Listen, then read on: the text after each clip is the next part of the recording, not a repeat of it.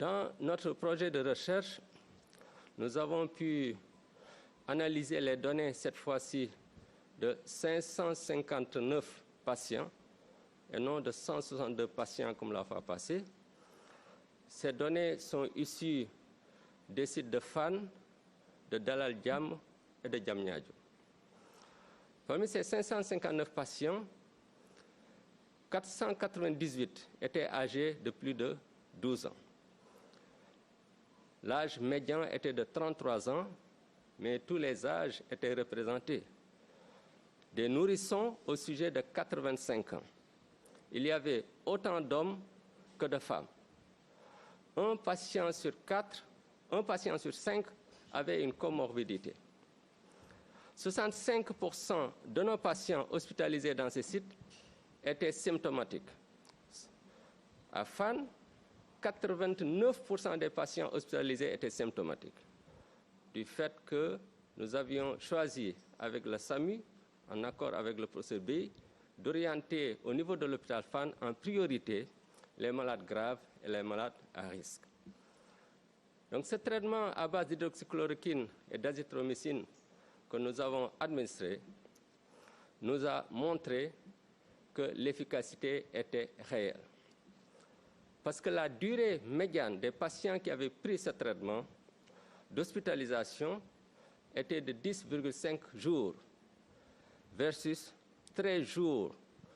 chez les patients qui n'avaient pas pris ce traitement. Tous les patients qui avaient pris ce traitement au stade précoce, c'est-à-dire avant l'apparition de complications, sont guéris et aucun n'est décédé. Concernant la tolérance, jusqu'ici, nous n'avons noté que 12 effets secondaires, soit dans environ 2% des cas. Les effets secondaires cardiovasculaires se voyaient dans 0,8% des cas. Et tous les effets secondaires étaient bénins et réversibles à l'arrêt du traitement sans nécessité d'un traitement supplémentaire. C'est donc dire que le traitement à base d'azithromycine, d'hydroxychloroquine est efficace pour réduire la charge virale parce que les patients ne sortent qu'après 2 charges virales négatives. Ce traitement est efficace dans la prévention des complications qui peuvent aboutir au décès s'il est pris précocement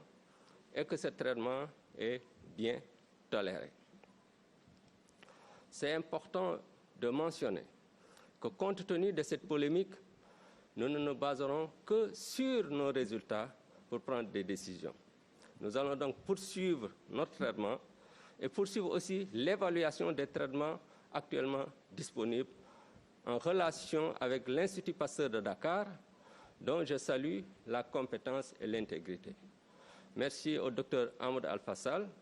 qui est un collaborateur de taille dans tous les projets de recherche que nous menons. Je voudrais, peut-être avant de terminer, dire que, comme l'a dit le Dr Bousso,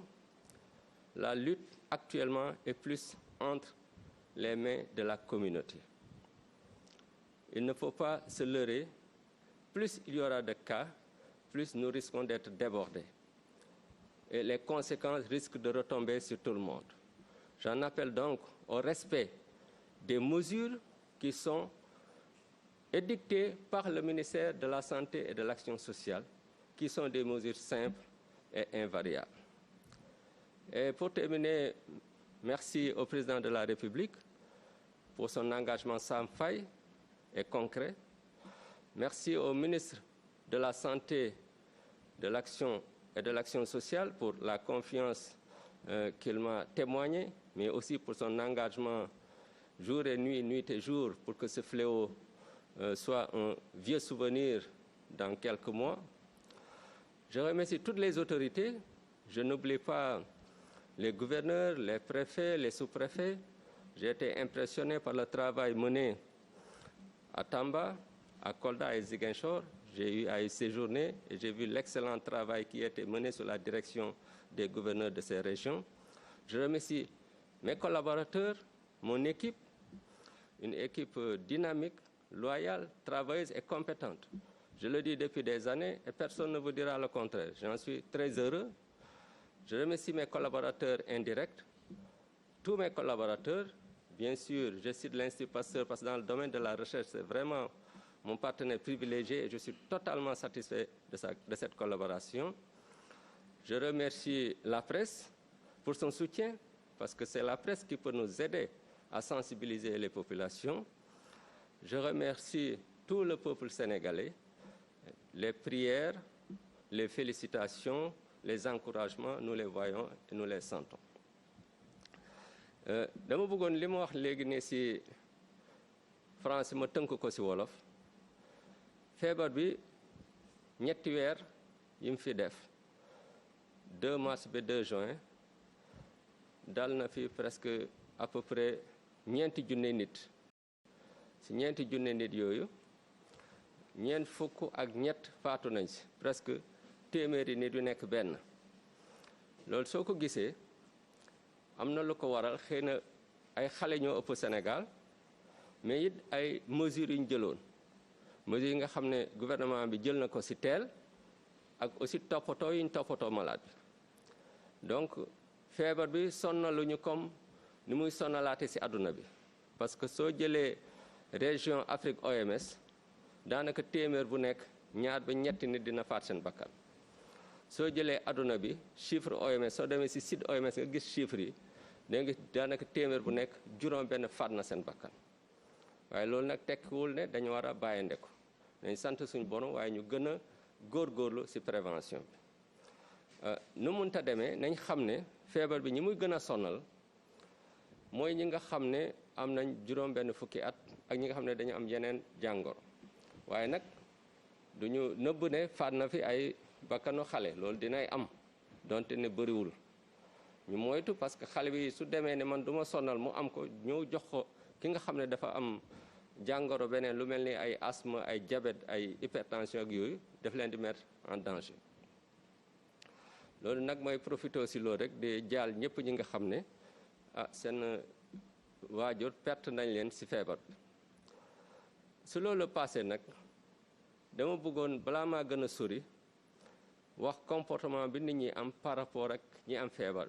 bi ñi dañ may woo xalaat loolu ci ñoom wax la signes yoo xam ne dañ ko am waaye ragal lu ñuy wax moo tax duñ dem hôpital am na ñoo am feebar yu garaaw toog seen kër bañ a ñëw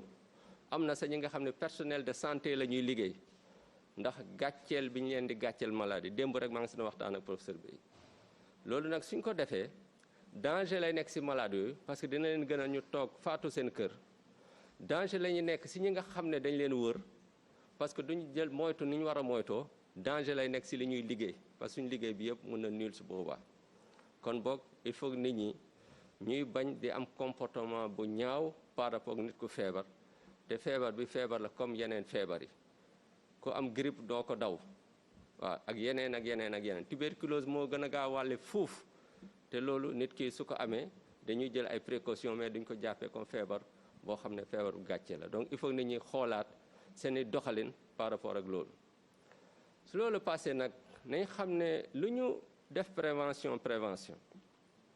dina am toujours cas yu ñëw cas yu nag il faut que ñu faj leen nu mu waree faj bi nag dafay tëdd ci ñaari fànn d'abord kiy liggéey kër docteur am nañ malade yoo xam ne dañu am complication yu graaw mais yàlla dimbale ñu teel ko gis amul ñetti fan sax amoon nañ ci cas loo xam ne soo ko teelee gis nga régler ko amul problème mais soo ko teelu gis malade bi faatu kon faj bi am na solo am na ñoo xam ne dañu am feebar bu làqu bu déclenché en même temps par exemple am nañ cas yoo xam ne yu bëri yoo xam ne dañu am diabète boo xam ne feebar bi moo ko yee su ko yee na nga def attention ci feebar bi diabète boobu gën a garaaw mu rey ko ci lu gaaw fekk yow yaa ngi def sa xel ci feebar bu le rek donc docteur bi il faut nga xam lu muy def mais il faut aussi mu am ay jumtuwaay ci jumtuwaay nag ñëpp d'accord nañ ci lépp li am coow rek mooy hydroxychloroquine azithromycine bi coow bi bu muy bëri nag journaliste yi ñu ngi ma doon woo tout le temps ak lépp waaye li indi woon coow bi yëpp man jàng naa ko xam naa li ci nekkoon jarul perdre 1 minute te li ci jot ñëw yëpp won nañu ko comme ñun ñu ngi gëstu nag li ñuy gëstu la ñuy jàpp ba gis leneen ñun loolu pour nit ñi ñu xam ne looloo tax mu bëgg a insister rek ci loolu donte ne du loolu rek moo ci am solo du loolu sax moo ci ëpp solo dañ ko wax ba mu leer nañ ci gëstu bi ñu gëstu nag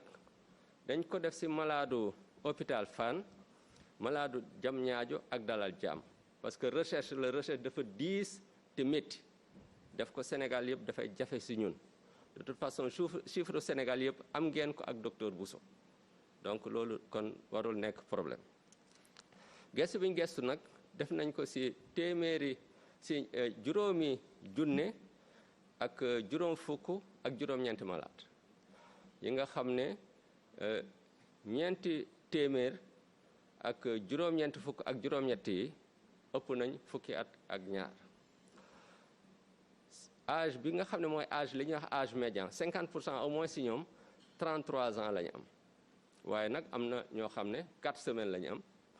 am ñoo xam ne 85 ans la ñu am kon ñëpp bokk nañ ci njàngat bi ñu doon jàngat góor ak jigéen yi nag ñoo ci yem daanaka juróomi nit yoo jël am na kenn ku ci am sooxaale beneen feebar kon nit ñu jàppale loolu ne ku am beneen feebar rek soo ko amee da ngay faatu déedéet suñ la fajee faj la normalement ñi ci faatu yi tuuti la loolu yi ñu jàpp ko nit ñi di bañ a tiit ci loolu soo amee problème nga teel a ñëw dañ lay faj nga wér comme ñëpp loolu moom bëgg naa nit ñi xam ko bu baax a baax ñi amoon ay signes soo ko jëlee ci suñu série bi 65% c'est-à-dire téeméer boo jël juróom-benn fukk ak juróom yi ñoo ci amoon ay signes waaye soo jëlee Fann juróom-ñett fukk ak juróom-ñeent ñoo amoon ay signes parce que malade yu gën a garaaw gën a nekk problème dañoo d'accordoon nag équipe bu professeur Bey dañ leen di yónnee d'abord Fann parce que xam nga Fann fekk na réanimation bi pare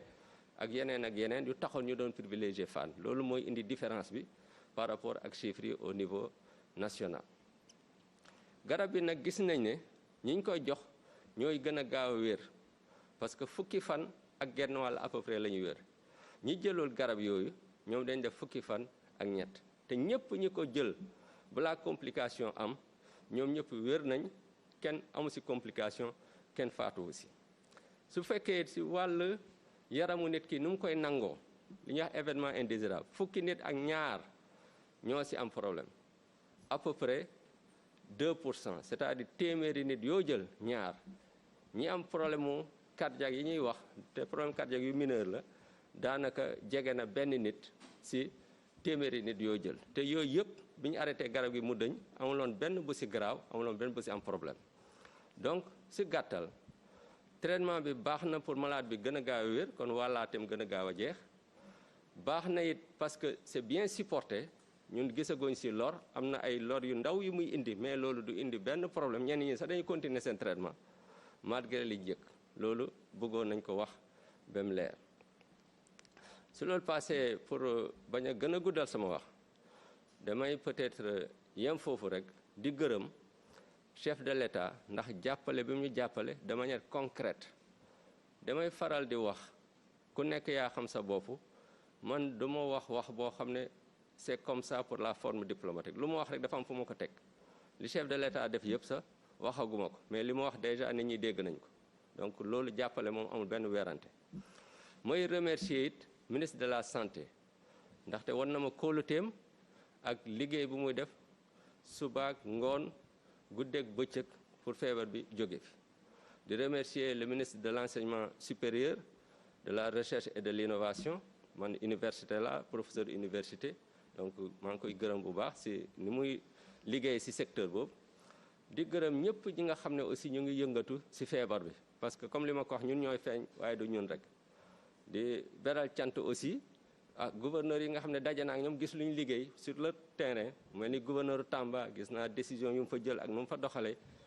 gouverneur Kolda gouverneur Ziguinchor di leen sant ñoom ñëpp sama collaborateurs yi aussi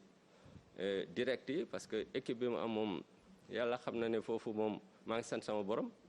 déggal nañ ma ñu ngi liggéey bu rafet noonu lañ mos di mel noonu lañ mos di doxalee